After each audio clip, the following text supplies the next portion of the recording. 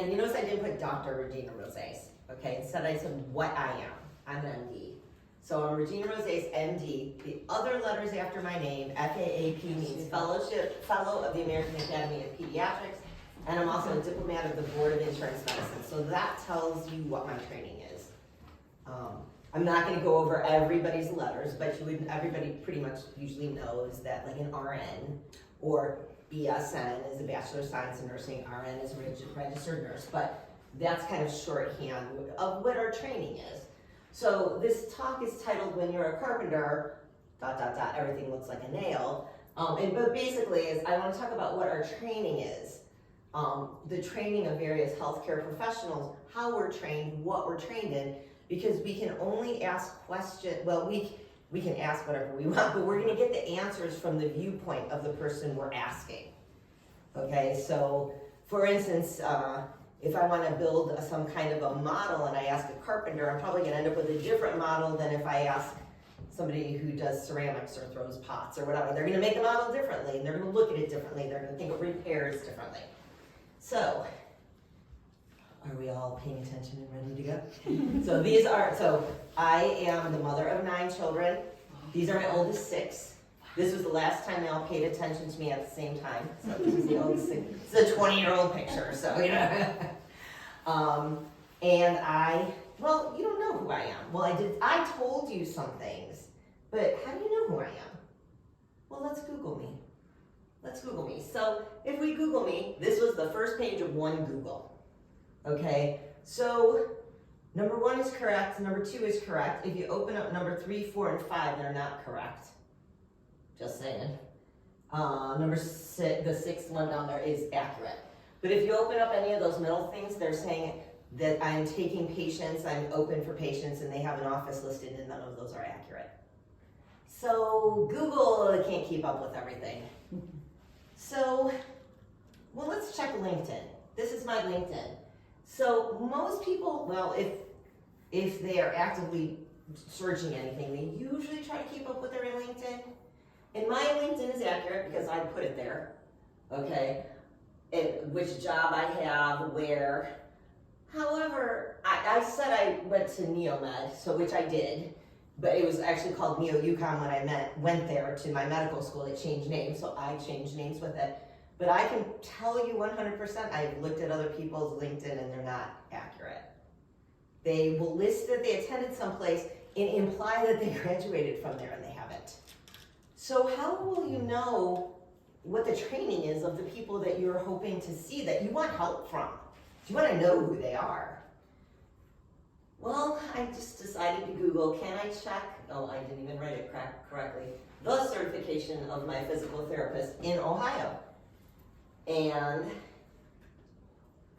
I went ahead and there's my question, and I went to this e-license lookup. And this is what comes up. And so it told me, because I Googled it, that this is the board that they're under, the OT, PT, AT board. So I just looked at some of the other things. If you open that up, you can search things even above that. I couldn't even fit them all in one picture. So the medical board is in there.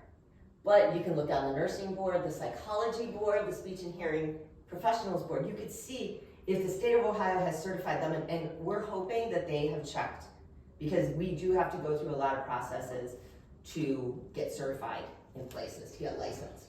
So when you put in medical board, that isn't even all of them. They all wouldn't fit on there. Look at all of the different professions: acupuncturist, anesthesiology assistant, MD, physician, all of these things, and there's more. So if we go to OT, PT, AT, there's a whole list of different certifications that are awarded in the state of Ohio. So this way you'll at least know what the certification is of the person. You may not know what grades they got in school, or even maybe what the philosophy of their school was, but they met the criteria for the state of Ohio. And I mean, even anybody who has to get certified, like a cosmetologist knows you've got to fill in all of the blanks to get your certification. So that's a good place to look to get an idea of who you're going to for help. So I thought that was a good thing that a lot of people don't think to check. So this just pointing out here. This was in 2007 when UH was going through some construction. They put these boards out in front so people driving down Euclid Avenue didn't have to see the construction.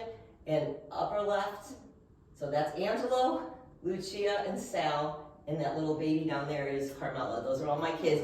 We happened to be walking through there while my kid had an orthodontist appointment, and somebody came up and said, "We need a picture. Can we take a picture? Can we get a picture of your kids?" I'm like, okay. So we went, and then my kids were up on Euclid Avenue for like a year or two. That's cool. Notoriety, you know. So now I just kind of want to go through the different trainings that different people have. So I'm going to start with nurse practitioner versus physician. And what I want to start out with, well, a couple of things. I don't think any of these are bad. I think that there are certain situations where different professions are better, or just knowing their limitations. One thing that I taught my kids, and I used to teach the residents, okay, I'm sorry, let me back up. So I practiced as a pediatrician for about 27 years. Most of it, the last almost 20, was at Rainbow Babies and Children's in the pediatric emergency room. I had worked at various different urgent cares. I also did something called locum tenens, filled in doctors' offices and stuff, so I did that. I left clinical medicine in 2016 to work in insurance medicine, so that's the DBIM after my name. So that I am now board certified in insurance medicine. And by the way, it took me over 4 years to get that board certification. I had to work really hard for it. So those letters after people's names usually mean something. So, I mean, they meant usually. I can say that maybe some things, there's letters after people's names that there's this anti-aging society that if you pay enough money and take their courses, you get it, you know, but most of the time you have to pass different kinds of tests and certifications, and you have to show that you've spent so many hours doing training. So that's why I said the other websites were inaccurate. They were just mining previous places that I worked and listing them as my current work. And so if somebody says, oh wait, I've heard of that Regina Rosace, I want to go to her, and they'll get online and they'll see it, and then they'll try to get an appointment with me, and the people won't have heard of me because they have phone numbers and everything listed. So we don't want that. But anyways, I also want to point out physicians. So to me, I've heard the arguments, I don't know if you guys have heard this, that there's arguments in like California that some doctors of nursing, some nurses that have used Dr. Laura or Dr. whoever, have somebody sued them and saying you can't use the term doctor, okay? But the fact is they have doctorates in nursing. So I think doctor isn't the important part, but the fact that I'm a physician. So if somebody's a physician, or someone's a doctor of nursing, or someone's a doctor of podiatry, I mean, there are all different types of doctorates. So just knowing what the certification or the education of the person you're seeing is very important. And as far as I'm concerned, in this day and age, MD schools and DO schools, those are Doctor of Osteopathy, they're essentially the same. There are very minor differences. Almost every residency country in the United States and Canada treat them the same. So I consider them equal. I would say in 1950 they weren't considered equal, but they are considered equal now. So this is looking at nurse practitioners versus physicians. So what is the length of graduate level education? So NPs can have 2 to 4 years and they can have online only programs. MDs or DOs, we have 4-year medical school. So that's these already had their 4 years of college. So now you need your 4 years of medical school. Nurse practitioners do not require a residency. MDs and DOs have a 3 to 7 year residency. So as you can see the difference in patient care hours right there. So I'm going to start out with this slide to say, has anybody heard of Malcolm Gladwell and the 10,000 hours that anybody needs to attain excellence? Okay, so just look in there. So if I saw a nurse practitioner who's been in their job for like 12 years, do I think that they could have the same knowledge base, qualification, everything as a physician? Yes, I do. But you can't, if you haven't seen this stuff, you can't know it, because theoretical knowledge isn't quite enough. Go ahead. Just so you know, this week is Nurse Practitioner Week. Okay. And on my Facebook page, I I mostly see nurse practitioners. Mhm. And I work for Hospice of the Western Reserve, and there's a lot of nurse practitioners Mhm. there. So I just made that statement out, thank you for being who you are and taking care of patients and stuff, because I find that nurse practitioners sometimes have more time and are not as rushed and hurried as physicians. That's my opinion. And the other thing I want to ask is, you have NP, but there's also advanced practice nurse practitioners. One, I know for sure, can give meds and order meds.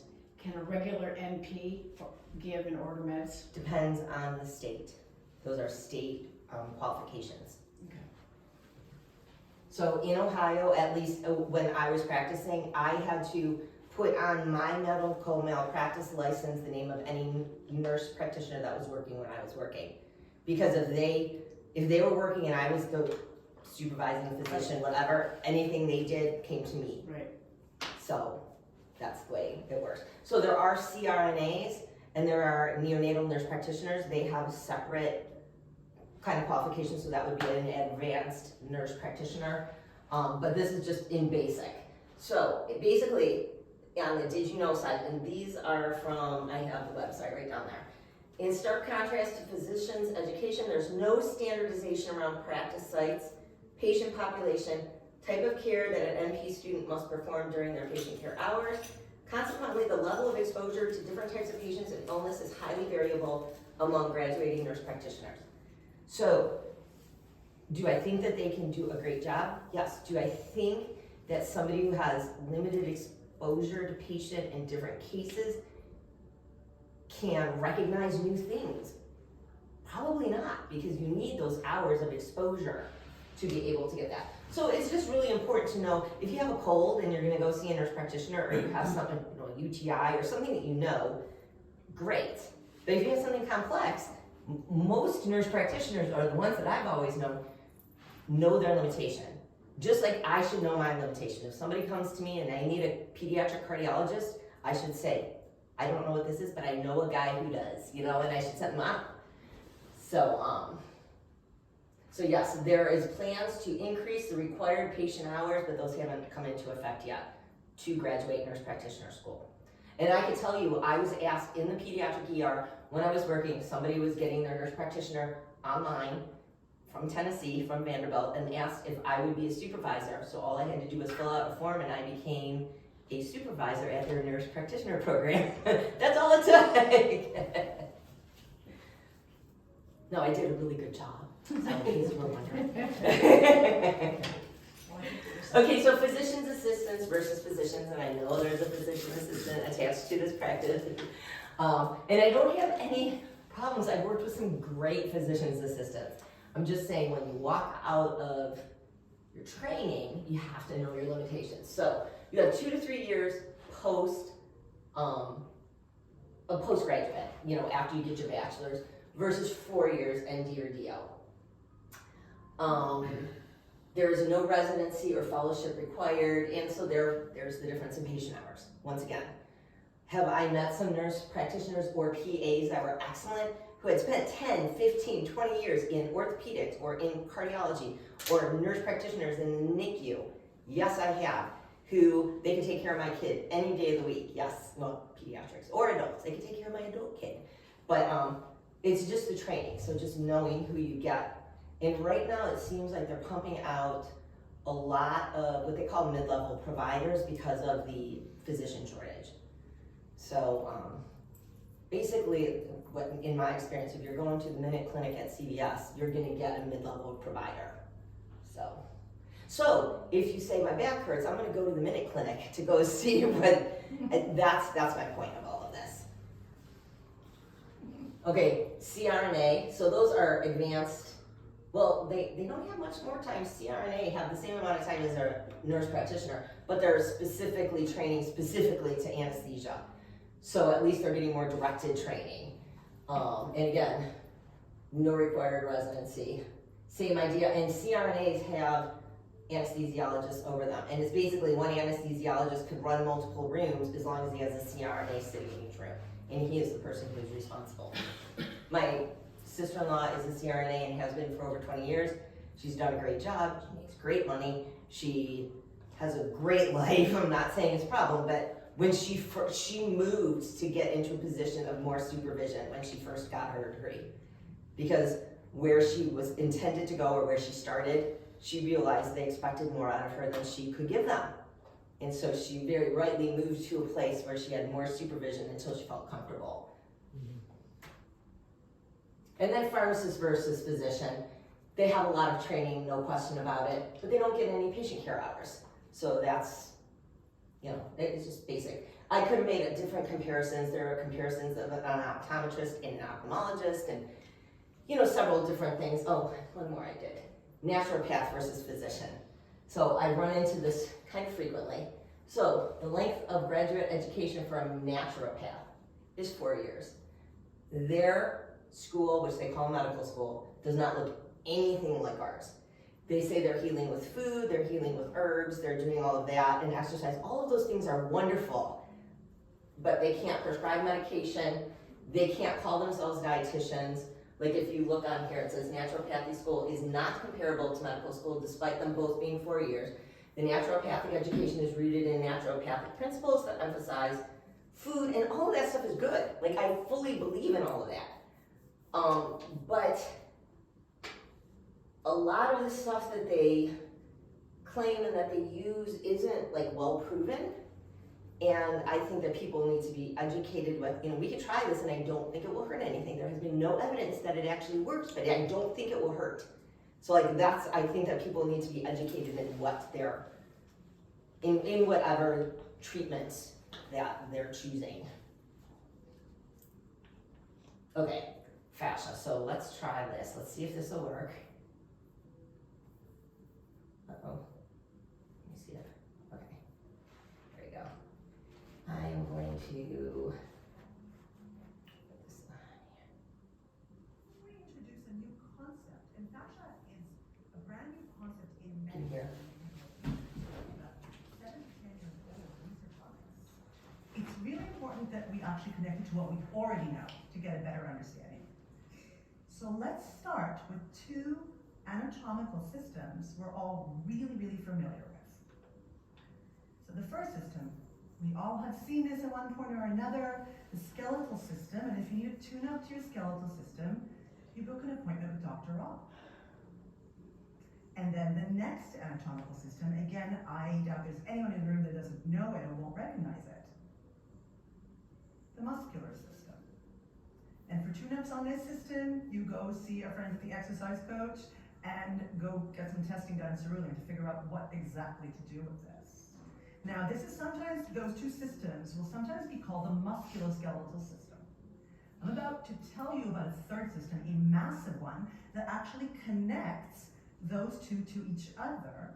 And this system has been summarily ignored in rehabilitation medicine, actually for hundreds of years.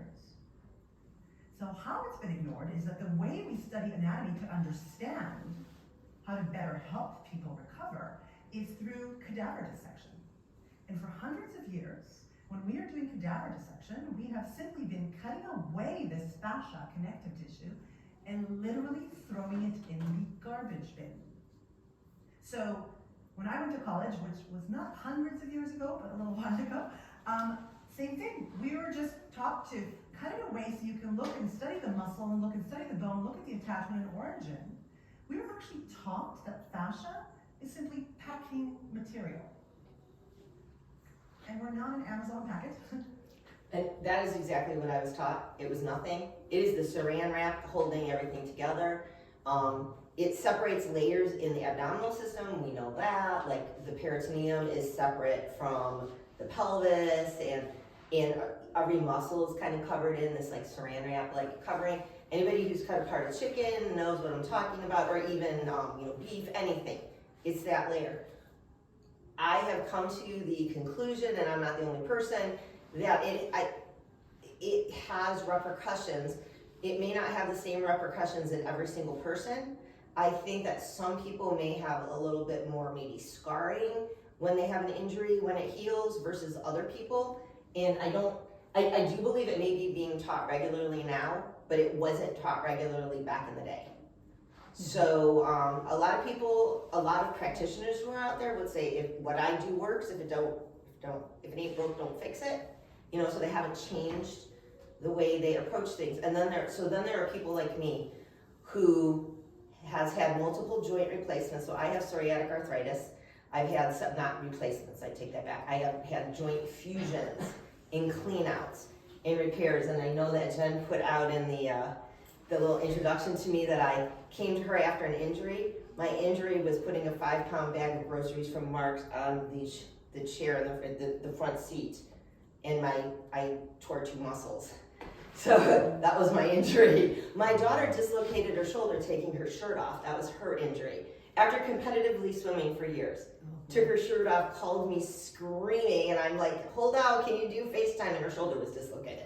So genetically, I think we are put together in a way that we are more prone to certain injuries. So I had been through many doctors. I had been sent to physical therapy. I had been harmed in physical therapy. We're gonna get to physical therapy training in a minute, right? Into the training of the different specialists in a minute. So I guess let me just show you the rest of this.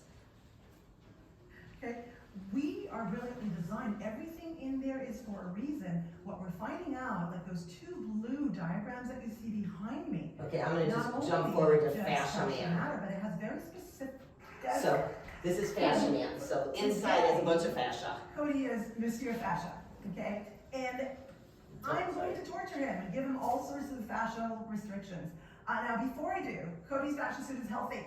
And notice the cobwebs, right? They're doing well, right? So he can lift his arms, he can move, he can go hike, he can go play tennis, he can do it, he can tie his shoes, no pain, okay? No problem.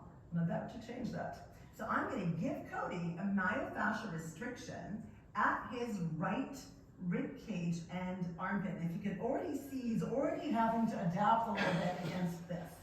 Okay, so now Cody, go ahead and try to lift both arms up for me. And we're gonna just, woo, good. Okay, so can you see that his range of motion is restricted right now? Really try to lift them up higher, buddy. Okay, now, drop them back down because, ow, that's not fun. Now, this makes sense, right? You can imagine how this is gonna create this restriction. Did you notice what happened at his left shoulder over here? Yeah? So go ahead and lift both of them again.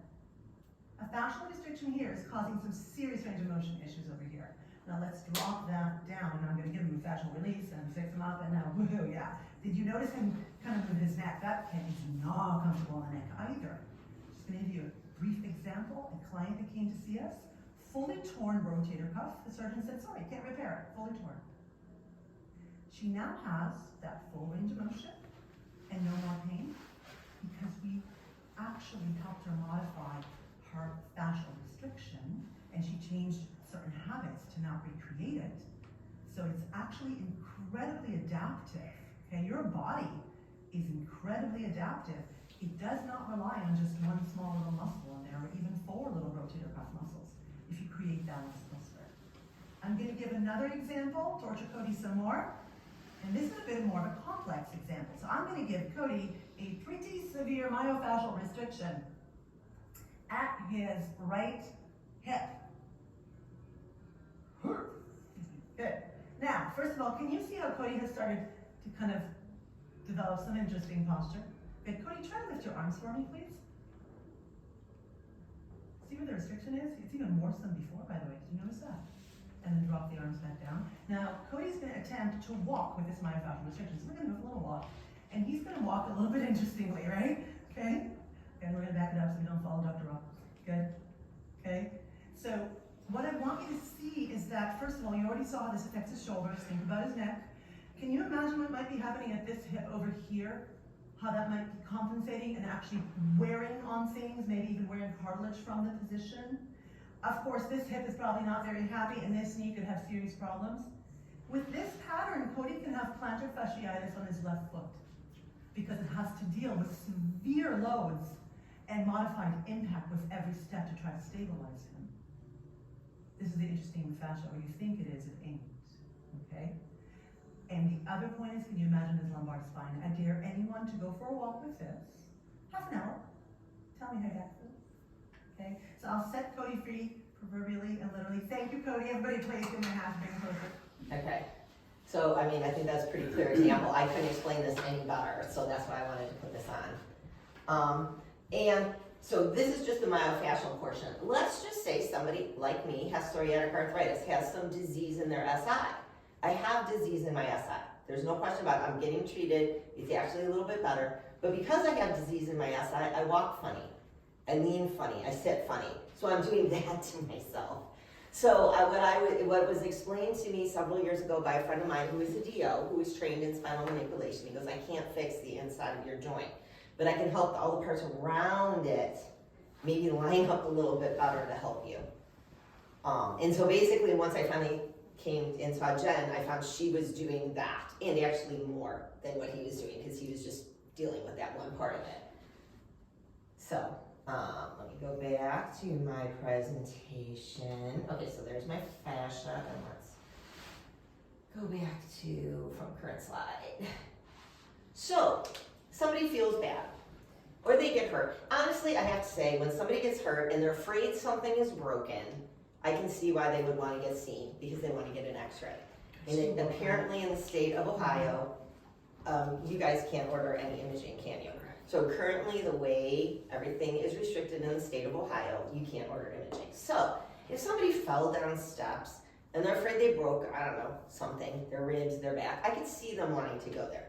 But I will tell you, if you go to an emergency room, and it's not an emergency, you may not leave knowing anything more than you don't have an emergency. And I worked in an emergency room for years and years and years. Because our job is to make sure basically you're not going to die until we can get you to the appropriate follow-up. And a lot of people think that they can say, for 2 months, doc, I've been having this, and they come to the emergency room at 6 o'clock at night on a Saturday night or a Sunday night. That's even better time. Because I can't stand it for one more minute, and the emergency room isn't equipped to handle the 2-month problem, the 4-month problem, whatever. But let's just look at what the training is. So we are looking at the training of different physicians. So we're saying they already went through MD or DO school, they graduated. Most schools are roughly equal. They're a little bit different, but they're roughly equal. So then you go on to residency. I am going to compare Ohio State to Ohio State. I will tell you there's much consistency in residencies because you aren't allowed to sit for the board unless you've done certain things. So they're pretty consistent. But just to be consistent, I picked Ohio State. I did not go to Ohio State. Okay, so I just picked it because it was easy to find and everybody here knows about it. So let's look at how much emergency medicine would be able to help with somebody who's got, I don't know, arthritis or back pain or knee or whatever. Let's look. Well, they've done adult ER, EM is emergency medicine. Adult ER for 4 rotate. So those numbers are 4-week rotations. So there's 13 4-week rotations. They've done 4 adult 4-week rotations. The social ER, so I'm thinking that might mean like a psych ER, not 100%, but I think that's what that means. They spent a month in cardiology, 1 month in orthopedics, okay, we got one. 1 month in orthopedics, medical intensive care unit, peds ER, anesthesia, I love this. They're gonna do anesthesia and learn how to do ultrasounds in 1 month, and plus that's when their vacation comes. So that means they're spending 3 weeks with anesthesia and learning to do ultrasound. They're splitting time between the NICU and the surgical ICU, so they get 2 weeks each of that. OBGYN and toxicology, you get 2 weeks each of that. Okay, I want that to be noted because if you come running into the ER at the last minute and you have a baby, guess who delivers the baby? The person who did it for 2 weeks. Just saying. I've been called in to come catch the baby. Yeah, so just telling you. So, and then EMS, so traveling, so they go out on the squad for 2 weeks and 2 weeks they're in the surgical intensive care unit. The next year, adult and peds ER, community ER. So it looks like whenever they say adult ER, that means at Ohio State, at like the big center. Again, ICU, elective, oh, they're gonna give them another 2 weeks of ultrasound there, look at that, with the peds ICU. I mean, look at all of that training. Now we're doing adult. Oh yeah, they get another week of ultrasound in that last year. Medical ICU, and then they do get a couple of electives at the end. So, let's just say that knee has been bothering you and it's been bothering you. You just can't stand it anymore and it's been bothering you. So you know you didn't fall, you know you didn't break it today, you know you didn't do any of those things. How much is the emergency doctor going to be able to tell you or help you? Probably not a lot. Okay, now, if suddenly you bent over and your back's out and you can't move and you're screaming in pain and you just want something for pain, I can understand that you might want to go to the doctor to get something for pain, but you're not going to probably get much more than that. So, all right, let's look. Internal medicine. So I am all for internal medicine. I think internal medicine docs are great. We have a shortage of them around here. So they spend 3 years just taking care of adults. And then they go out and they take care of adults. Just like I spent I did not put peds up here because we're not a peds. I spent 3 years just taking care of kids. And that's my training. So general medicine, subspecialty medicine, and they didn't specify, but I'll tell you, it's gonna be either like gastroenterology, urology, they're gonna do the other subspecialties, pulmonology, medical ICU, cardiac inpatient, let's see, general medicine, subspecialty medicine, again, it's gonna be those same things like I just said, the different specialties. Medical ICU, cardiology, so they're spending a bit of time on cardiology, that's good. They get 1 month on ER, night team, inpatient, electives. They might be able to take an orthopedic or sports medicine as an elective. And then, so now I'm just mentioning sports medicine. I'm like, why don't we go to a sports medicine doctor? Well, this person might leave here and do a 1-year fellowship and be a sports medicine doctor. So that's what it takes to get a sports medicine certification. You can start out with any residency and do 1 year and become sports medicine. And so then, and if you look on the 3rd year, same thing. Not a whole lot with chronic pain. And they might see a lot of patients who have it, but they haven't been trained in what's gonna work for this. How can we help train, help these people? So now, family medicine. Oh, they like their family. A lot of people falsely say general practitioners. I don't like that because general practitioners mean they didn't do a residency. But nowadays, general practitioner, they usually mean family medicine. So, family medicine means they see people cradle to grave, and guess what? They can't even deliver babies sometimes. So, in 3 years, here's their training.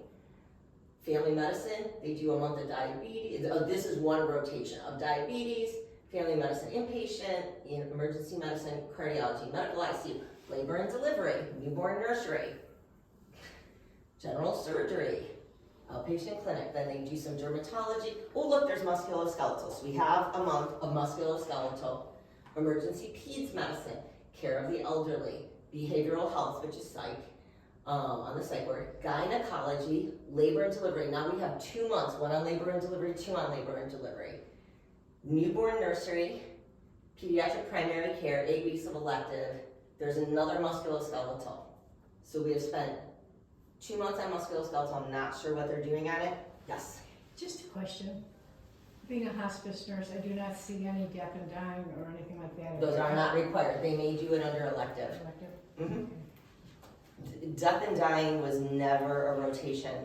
Wow. Hospice and palliative care is a completely new specialty. Mm-hmm. Palliative care became a specialty maybe within the last 20 years. Hospice wasn't even around until 1960. well, in this area, maybe the late 90s.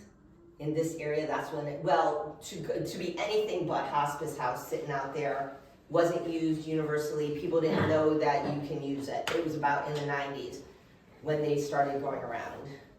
And, you could do home hospice and stuff like that. And still, it wasn't very common, and nobody wanted to do it for the reason of you have to get a diagnosis saying you are going to die, and you're expected to die in 6 months, and you have to stop all treatment to be allowed to go on hospice.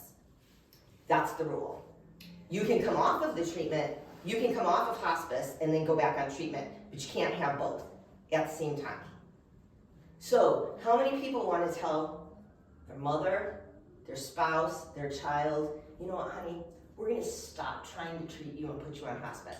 So it may be the best thing to do, but that's really hard to say that.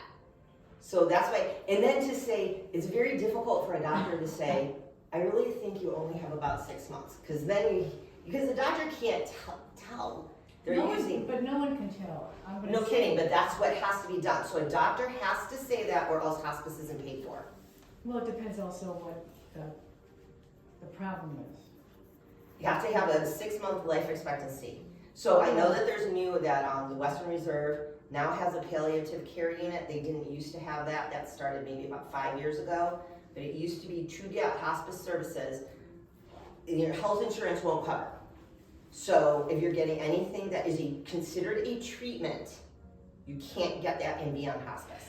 Right, many times we'd have a patient that would be needing it, like the family wanted the patient to go to the emergency room, so we had to revocate.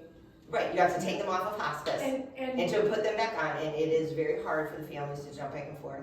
And I can say it personally, so I am widowed, so I had to do this with my husband, and I had to do it with my father, and other family members I've helped with this. So I understand what is required of it, and I know everybody's experience isn't the same, but that's how I kind of know what the timing is of all of this, because I had to kind of research it.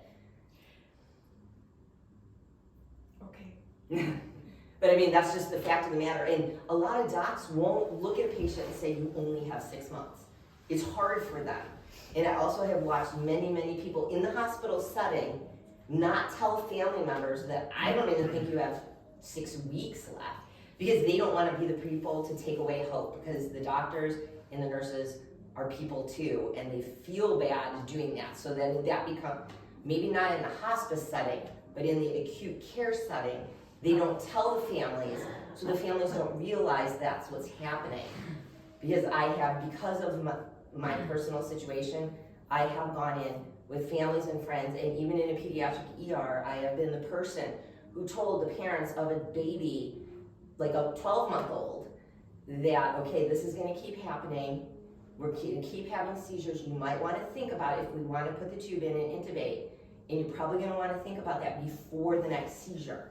Like, it was me in an ER, like, when should the ER doctor do that? So, I mean, it's just a general, it's hard, we're not trained in this. So, That's why there should be a mandatory 2 week thing on it, you know. so what should we take away? Well, it'll be an elective. Well, those electives aren't just elective, like, it's not like playing on the beach, it's like rheumatology or dermatology or something, you know, like learning about rashes. Those electives, they're not like writing books and stuff like that. They're elective. It might be a sports medicine elective. It might be, you know, additional surgery, or maybe, you know, learning how to do colonoscopies. It depends what somebody is planning on doing when they leave. If they're gonna go to a rural area where there isn't a bigger specialized center, then we end up having to do a lot more. So it's really hard to say, what do we take away for this? But I agree with you, it would be ideal. I think that we need more training, but we need to put more time into the training, because you can't get that 1,000 hours, 10,000 hours in with less time. So, okay, so family medicine, so here are these are the electives. So I threw those in so you could see, they're not just goofing around. These are the electives, and you can get some of these supplemental electives. So sports medicine, rural medicine, hospice and palliative care. They don't have to take it. So they are, I mean, every single one of these groups wants their time in. Like, look at weight management. Let's think about this. Right now, 30% of the US adults are obese, and about 70% are overweight or obese. Probably more time should be spent in weight management. And one could say more time should be spent with dietary, but with all of the different opinions and diets out there, like, what are you gonna teach?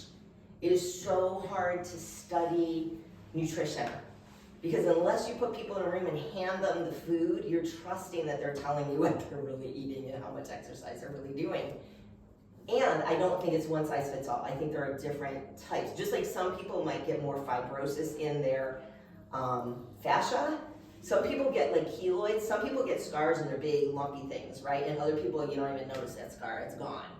So they heal differently, their metabolism is different. I think that's the direction that we're going. So, orthopedics. So we can say, let's go to an orthopedist always, if anything on your body hurts. So if we look across here, so they have 5 years of training, But if you look across here, the majority of this is becoming a good surgeon. They do have one month in the emergency room. Trauma, so do you see that at the beginning? First 3 blocks, trauma. So basically what they're looking at is the stuff that will kill you fast. We've gotten really good in medicine, and I'm stealing this from Peter Attia, if anybody knows about him. I really like him, he's a longevity doctor. But we got really good at the stuff that will kill you fast, and we're not so good at the stuff that will kill you slow. Now, everyone's gonna die. I'm not saying that that's not the case. But kind of the kill you slow and make you miserable stuff we're not so good at. So what you see, more reconstruction, hand and upper extremity. So sports medicine, we got some in there. So they spend like 4 months each, foot and ankle, shoulder, spine, pediatrics. Again, a lot of trauma, adult reconstruction. They're just looking at the bones, attaching the muscles and go, yay, I did it, right? Go to PT. That's about where they end up. They spend a lot of time in the prison. They're the primary doctors for prison at Ohio State. So, yeah, right there. Prison. What does that mean? I don't know. No, they're spending some of their time on shoulder and some of their time on prison. So that, however many months block, they're the prison physicians. Yeah. Oh, okay. Yeah, they're spending time at the prison, taking care of. Okay. Yeah. Well, you gotta have a doctor. You in do. Prison and a nurse. So now I'm going to move to physical therapist. So let me also state, I'm going to state to the crowd, this is the choir and then the rest of the crowd there. So physical therapists have to get a bachelor's degree, and then to get into physical therapy school, they have certain prerequisites that they must have. And one would think it would be the same as for physicians, and it should be, but I can tell you I know physicians who have been accountants, been out in the world, have been Spanish teachers, and they got into med school, so maybe they had to go back and take a biology class or two. But a lot of times in medical school, at least they like diversity. They think that's the thing. But a physical therapy assistant is a 2-year associate's degree, just like an occupational therapy assistant is a 2-year associate's degree, so that's not even a 4-year degree. And I know that some of the physical therapists I went to that I thought were physical therapists were physical therapy assistants. And I have had some harm, as Jen and I have discussed, when I was having physical therapy post-surgery, post some repairs of some joints, when passive motion, I was there for passive motion only. They're like, I can do this, just tell me if it hurts too much. And my response was, well, will you hurt me? And I was told, as they were doing passive range of motion on my arm, they said, well, I mean, I can cause you pain, but it won't do any damage. So I said, well, then just go. Just do whatever you need to do. I want it to heal. And yes, it hurt like the dickens, but I didn't kick them in the face, as I may have kicked Jen on occasion. But I actually didn't hit her face, but it was close. But anyways, and then I had a dehiscence of a wound, and he had to have hematomas evacuated. So apparently you can do damage if you do too quick range of motion. And I found out that that was a physical therapy assistant who probably didn't understand the mechanisms as well because their training wasn't the same. So they knew which exercises to do because they were told, but I mean, they didn't have their 10,000 hours of experience, right? So, not that everybody's gonna have 10,000, but you know what I mean. So anyways, looking at physical therapy, so now we're in physical therapy in the graduate school. And currently in the state of Ohio, you must have a doctorate. So it's a DPT, and they say it's 3 years, and it is 3 years, don't get me wrong, it is still 3 years, but you have to do summers too. Now, let you know, med school is summers too as well. So, in case at least mine was, in case anybody thinks that, you know, they're lounging away. No, we were going to school year round. But this is, if you look at these, and I know they're small, advanced neurologic rehab, and intern. So, they're not studying the kidney during those 3 years, or essentially almost 4 years, because they're going around. They're not studying the kidney. They're not, doing heart. They're not worrying about reading EKGs or EEGs, so they're not learning that. The stuff that they're doing is basically on movement, and the musculoskeletal system and fascia and all of those areas. And then I wanted to add their clinical calendar on here, which puts them at 1,600 hours plus clinical hours, okay? So clinical hours of just working on the body and movement and physical therapy. So I want to end with this. This is my clan. This is my clan 4 years ago. Who got married? Well, the bride and groom in the middle there. Is that your son or your daughter? That's my son. I have the 2 girls on the end are my daughters. All the rest are my sons. The 2 girls in the middle are my in-laws, Wow. my daughter-in-laws. So this is my clan. This was 2019, and these are the grand. So these go with the bride and groom. This was Monday. This is why I'm gonna need some help from. And those are the 3 little girls that were in the picture. That was just taken like last month. So this is why I come here, so I can do this. And let me tell you, that little chunk on the side there is way harder to hold than her. Oh my God, because she doesn't help at all. So this is why I do this. This is why I'm coming here. This is why I want to stay active. And I didn't think that I was going to get any help at all. Because every time I've gone anywhere, I've been told what to do, or I'm told everything's fine, and I've done an x-ray and everything's lined up. And so I just walked away, and I'll tell you, when I ran into Jen, when she said we ran into each other at a wellness fair, funny story. So I'm in town in Chardon here doing groceries. It's a Saturday, and I get a call from my daughter. Mom, I have to sit at this wellness fair for the city of Chardon, because she worked for them. And I forgot to bring food, and it's so hot, and I'm so hungry. Will you come and bring me food? So, Of course. so I brought her food, and then I saw Jen around the corner. I'm like, hey, what are you doing? And I kind of limped over there, because that's how I always was. And she said, oh, why don't you come here? And I'm like, you're not going to be able to help anything. I've been to physical therapy. I've been to multiple doctors. You're not going to be able to help. I'm always in pain. She's like, just give me 20 minutes. I'll just give you a free 20 minutes. I'm like, okay, I will do that. Well, it's really funny because, as I told you before, I work for a life insurance. Well, did I tell you that part? The DVIM is insurance medicine. I work for a life insurance company. And it was somebody who came to me and said, hey, listen, I have this job for you. I want you to try it out. And I'm like, are you kidding? I have 9 kids. I'm working in ER at night. I was just widowed. When in the world am I going to have time for that? And I said, no. And after 6 months, I finally said, okay, if I tell her yes, she'll leave me alone. And this is my new career, and I love it, and I'm board certified in this, and yeah, it was the best thing. So I guess I need to listen to those little promptings a little more often. And then I will conclude with, please, do you have any questions? Or have I explained everything to you and you feel like this confident young man? Or do you feel a little more like my granddaughter? Which is it? That's so sweet. And that is a granddaughter. That is my granddaughter, yes I am. And that isn't her dad, that's her her. uncle. So you want the funny story behind this one? She was 6. That's Joey. Joey was the groom in the picture. And he and his wife were living in Utah. And several of my other children went to go visit them in October.